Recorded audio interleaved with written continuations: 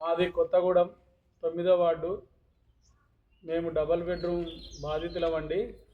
మాకు గత ప్రభుత్వంలో ఇల్లు లేని వారికి తెలంగాణ ప్రభుత్వము డబల్ బెడ్రూమ్ ఇల్లు డ్రా పద్ధతిలో తీసి మాకు డ్రా ద్వారా డబల్ బెడ్రూమ్ ఇండ్లు కేటాయించిండ్రు. ఆ ఇండ్లు ఇవే అని తెలిసి వచ్చాము ఈరోజు. ఇవి సగం పూర్తయ్యాయి. ఆయంత సగం పూర్తి చేసి మాకు దయచేసి డబల్ బెడ్రూమ్ ఇప్పించగలరని కోరుతున్నాము.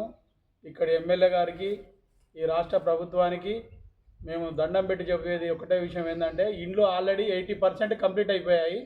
ఆ 20% కంప్లీట్ చేస్తే ఇక్కడ పవర్ కూడా వచ్చింది. పవర్ ఇచ్చి వాటర్ ఇస్తే మేము దీంట్లోకి వెళ్తాము. మీ రుణం తీర్చుకుంటాం ఖచ్చితంగా.